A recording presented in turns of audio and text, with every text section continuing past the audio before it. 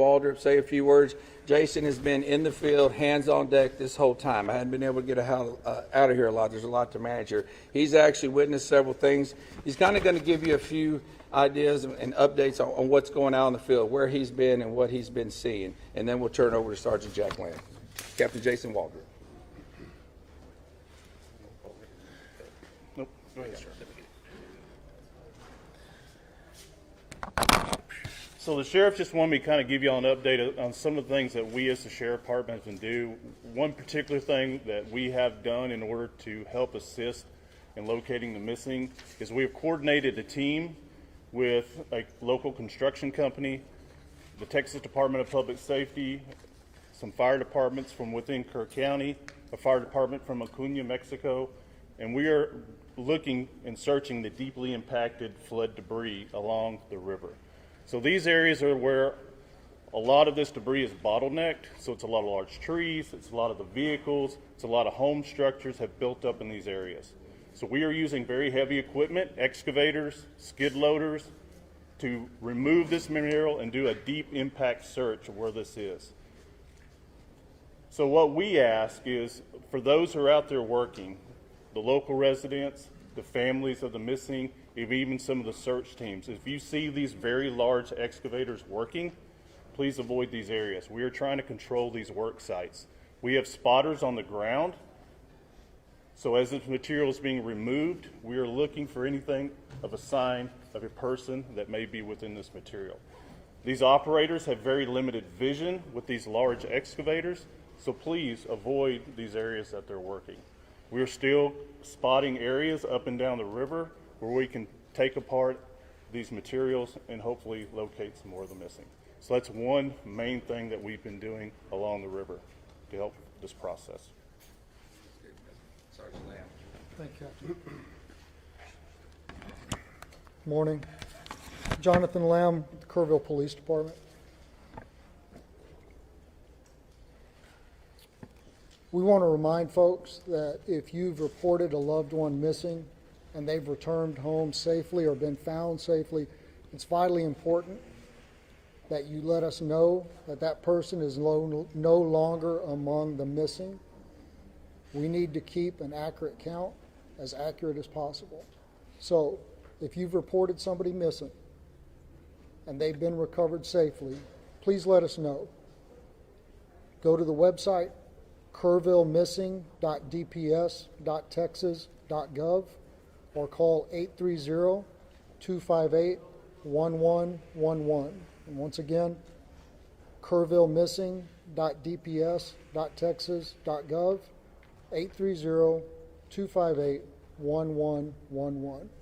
We are actively working to ensure that we have an accurate count so that we know who to look for. And now I want to talk to the people here in this community, inside the city limits of Kerrville, people in Kerr County. A few things. We know that folks are beginning to clean up, and we have large debris piles. And we ask them not to use heavy equipment to take down those debris piles until they've been checked by a search party, because it's possible there are victims in that debris pile, and we don't want to disturb that. Please give us a call, our non-emergency numbers at the police department and the sheriff's department, and let us know that you've got a debris pile that needs to be checked before you begin that level of cleanup. Sheriff Letha mentioned the burn ban. That's countywide. We need people to respect that. Do not burn during this time. And we continue to ask people to steer clear of the area and let our first responders work. Again, this operation is ongoing and continuous. Our first responders are trying to get to places to do their jobs. And people come in here from outside the community and people within the community who want to go sightsee and look at the river and see the flood damage. It's making our job very hard. We ask folks to give us room to work. I want to talk a little bit about the events that happened on the morning of July 4th. what the Kerrville Police Department and other first responders were doing in those early morning hours. And I want to start outside of Kerrville, out in Hunt. Now, for those of you who went out there yesterday with the governor, y'all know that Highway 39 crisscrosses the Guadalupe again and again and again. And all of those low water crossings, when they flood, they create islands where you can't get in and you can't get out, trapping people in their homes, trapping people in vehicles. And that's what happened on the morning of July 4th. One of our patrol sergeants lives out there in Hunt, and he got up, he got ready to go to work, and he realized when he hit the intersection of FM 1340 and Highway 39 that he was trapped on an island that was Hunt, Texas. And he saw people, dozens of people, trapped on roofs. He saw people trapped in swift moving water. He gave them encouragement over his public address system in his vehicle. He told them to be strong, that he would get to them as quickly as he could, and to hang on. And he knew he needed help. He went to another detective, Kerrville Police Department detective who lives out there, and he woke him up and he said, "It's bad. I need you to get your gear on and come find me." And then he went back out.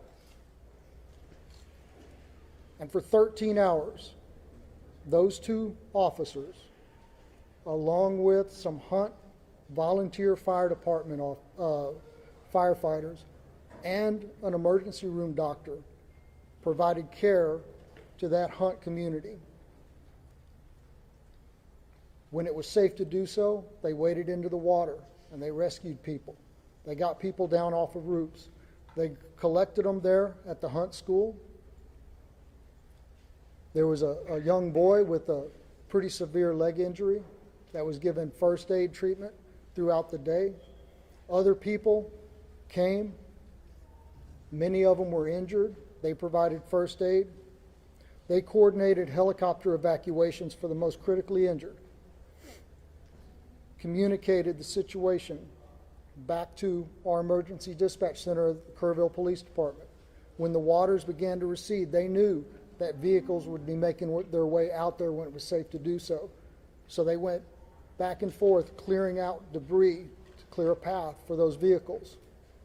They saw helicopters flying back and forth, making recoveries upriver, evacuating those summer camps. And they were by themselves on that island that was Hunt, Texas, doing what they do, serving, protecting, and helping, until about 5 o'clock in the afternoon, when other emergency workers and high-profile vehicles were able to get out there. And here in town, the early morning hours is still dark. Our officers realized that areas of town that traditionally don't flood were going to flood, and that low-lying areas close to the river were in danger. Our officers spent hours going back and forth. In that first hour, they evacuated over 100 homes and evacuated and rescued over 200 people. And to say that doesn't even come close to explaining the actions that took place. Door to door, waking people up, convincing them that yes, the floodwaters are coming and you need to leave now. They rescued people out of vehicles. They rescued people out of homes that were already flooding, pulling them out of windows. They entered water. There's a trailer park that flooded in minutes. One officer was there by himself, and he realized, I need help. He sounded his siren, driving up and down those streets that were beginning to flood, calling on his PA system for folks to wake up and evacuate. And then 2 other officers joined him through first thigh deep, then waist deep, then chest deep water, as they went from RVs and trailers and rescued people, carrying them to safety through the water. Out on old FM 689, there were 2 people trapped in the water, clinging to a tree. 2 officers were there when a third one drove up, and one of them was wrapping a 100-foot flex line garden hose around his waist to go into the water and rescue those people. And those 3 officers went into the water, and one of them held that hose and acted as an anchor while those other 2 made their way to those 2 victims, and they were able to evacuate them safely. Folks, I don't know how many lives our KPD team saved in an hour in Kerrville, but I know that this tragedy, as horrific as it is, could have been so much worse. And finally, I want to tell you about a member of our KPD team. These guys have been working around the clock. 4th of July traditionally is a all hands on deck event for us because we hold an amazing concert on the river. On July 4th, it was an all hands on deck event for a very different reason. But our officers have been working without time off, without any downtime, 16, 18, 20-hour shifts, without complaint. Yesterday was the first day we were able to give a couple of them some downtime. So we sent an officer home to rest. But rather than taking a day off, a much well-deserved day off, he got up and he put on his gear and he volunteered to go out on foot with a ground search party. And he spent his day up and down the Guadalupe River, going over, under, around trees, searching for victims to try and reunite the missing with their families.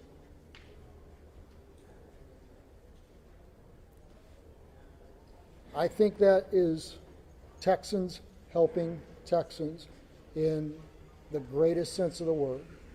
That's what community is. And that's what's important right now.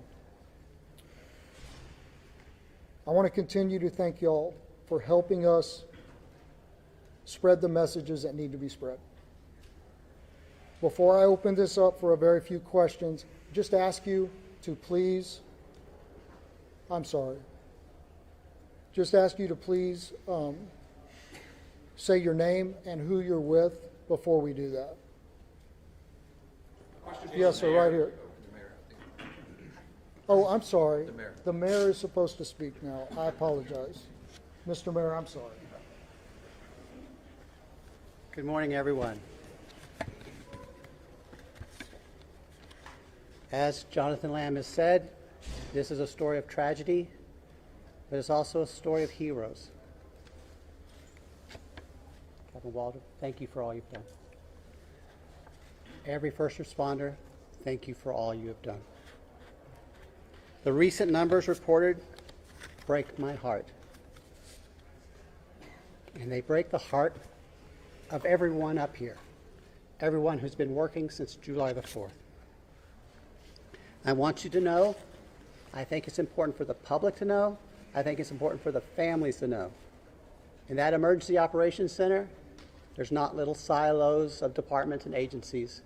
They're working as one team with one goal, to find the missing and bring them home. I'm grateful for every first responder, every helper in every field.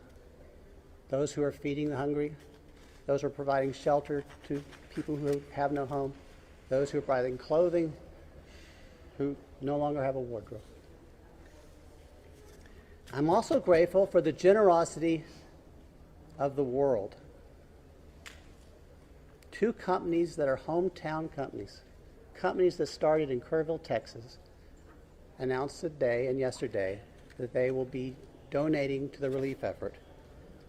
Everyone in Kerrville is proud of HEB and James Avery Artisan Jewelry. Had a different name for so long, I'm sorry. Those two companies started here.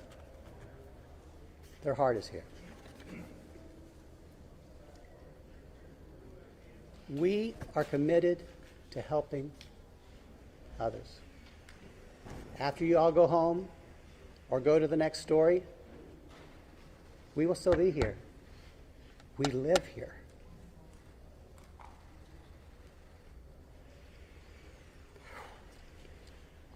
We've lost friends here. If you feel able to donate to the relief fund, the best source we are recommending is the Community Foundation of the Texas Hill Country. That's the community their website is communityfoundation.net. There's a link at the top of that page to help you donate. Now listen, I'm married to a retired first grade teacher. And I learned a little bit about classroom management from her. If you yell questions at us, we're probably going to pick someone else to answer, okay? So if you feel the need to yell your questions, I will feel the need to not answer your question. In first grade, they raised their hands. That might be a good start. Yesterday was a disaster, and I was embarrassed. Our town was embarrassed. Your viewers were embarrassed. And I don't want that to happen again. Now, I'm going to do something I've been told to do. I'm going to turn it back to Jonathan Lamb to start the question and answer period. However, please make my retired first grade teacher wife proud and raise your hands. Thank you. Okay, once again, just say your name, please, and who you're with. And I'd already called on you, so yes, sir. I'm Ernie's going to go with case at 12 in San Antonio. Question for the sheriff. The code red alert system has come under a lot of scrutiny in recent days, and now there's reports of a timeline on Friday morning where an Ingram volunteer fire department commander asked the Kerr County Sheriff dispatcher for the code red to be issued. The dispatcher says, I can't, I have to get a supervisor's approval for that. Almost 6 hours passes until 10 o'clock, when 10:04, when the code red is issued. How do you account for that lapse of time? What happened and what could have happened in that time? Okay. As I've said earlier, with every significant event, we're going, with every emergency, we're going to have to, there's going to be an after action. Please, y'all, listen to those words, after action, okay? Those questions are going to be answered. I believe those questions need to be answered to the family of the missed loved ones, to the public, to the people that put me in this office. Those need to be, and I want that answer, and we're going to get that answer. And I know that's going to be asked over and over. Please understand that. We're not running, we're not going to hide from everything. That's going to be checked into at a later time. I wish I could tell you that time. I don't know that time. Let me share something with y'all. One of the main things I've been doing is going and visiting the family. We still have some of those missed loved ones here. I go visit them twice a day. As a sheriff, what I want is I want closure for those people. Okay, and those are important questions. We will answer those questions. I wish y'all would bear with me in that. Okay, bear with me. We'll get them. I can't tell you in a week or two. Okay, we're going to get them. I'm not trying to deflect them. Okay, my primary. I asked you. I've been in this business 36 years. I don't know if any of y'all, or how many of y'all have gave notifications, death notifications. I've done them. What is worse, a death notification or telling somebody I don't know where your loved one was? That's my priority. Okay, now please understand that. Sir, Sergeant Lamb. Tammy from the Hill Country Community Journal. Yes, we talked a lot about the flood recovery effort, and it's amazing, but I wonder what we can tell the displaced families. Where do they go? How do they get in touch with FEMA? I think there's a lot of that we haven't had a chance to discuss. Right, so unfortunately, I don't have the FEMA number. I know there is a FEMA hotline specifically for this, and I don't have it at my fingertips, and I apologize for that. We are pushing out the recovery information through our social media posts. The First United Methodist Church, 321 Thompson Drive, is still the shelter operation for displaced persons through this disaster. They are fully equipped and still accepting folks. Sergeant. Yes, sir. Louis Amastor from the Kerr County League. Yeah.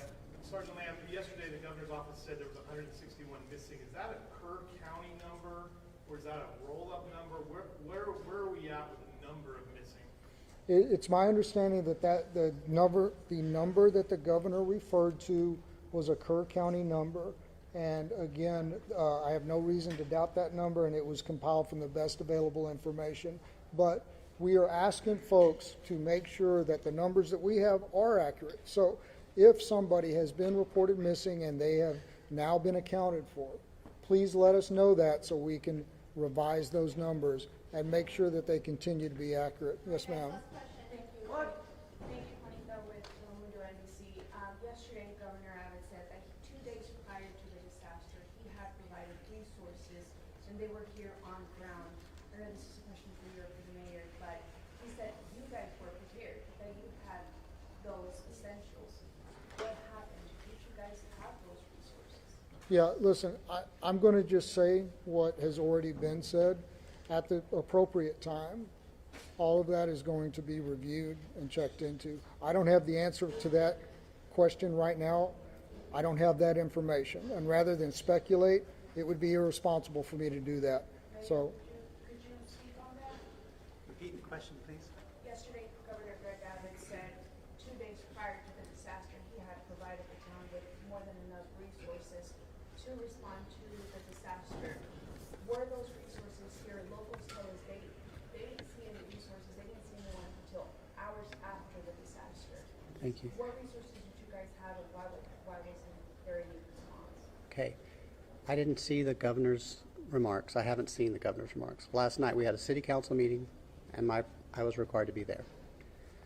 And so I'm sorry, I don't know what resources TDM had in place at that time. I know when I arrived at the Emergency Operations Center on the morning of July 4th, there were TDM personnel there. But what assets they were able to use that morning, I'm sorry, I do not know. Mr. Mayor, Listen, people are yelling, and I didn't really but want y'all to. if you offer only 3 questions, then you're going to have people Guess yelling. what? You're in Kerrville, and we're going to do it my way. I understand that. But Morgan Chesky, please. Mr. Mayor, records show that the concept of flood warnings have been discussed at least 24 times by the county. What's the biggest reason that these systems have not gone into place at this point? You know, Morgan, you and I grew up here. And I wasn't in office during those discussions. And frankly, I'm more focused on the future than the past, as you know. What I can say is the governor, the lieutenant governor, the Speaker of the Texas House have all provided us support, and they have all said this is a priority for the upcoming special legislative session. As mayor of Kerrville, as someone who grew up here, I'm grateful for their support, and I look forward to what they propose during the special session. My last question will be you. Thank you, sir. Shimon Provost, CNN. The Lieutenant Governor said that on July 3rd that the county judges and city mayors were invited on a daily call Thursday to discuss weather forecasts. Were you on that call? Were you invited to that call? Do you know if the county judge was also on that? I can't speak for the county judge. That would be hearsay. And I'm not going to contradict the information you have. But I will tell you, personally, I did not receive a telephone call. You weren't invited to the call, I did not receive a telephone call. and you were never given any information about what assets were brought into the area. So I wasn't invited to the call. I'm not trying to deflect, but I understand, don't. Do you know why that? Why? Any idea how that would? Why that would happen? Maybe I'm not a local mayor. I can't tell. All right. Thank you, guys. From Mexico, Milenio. all right, folks, I appreciate that. And I appreciate the decorum that was shown this morning. So, as y'all are aware, gentlemen, just do me a favor, I'm not quite finished yet. All right, so as y'all are aware, there's not going to be a 1500 presser. What we are going to do is send out an update, any updates through the email list. And once again, if you haven't gotten on our email list, that's going to be JIC, J-I-C, at kerrvilletx.gov. I'll give it to you again, JIC at kerrvilletx.gov. Thank you all. Sergeant, what time did your fellow officer come up?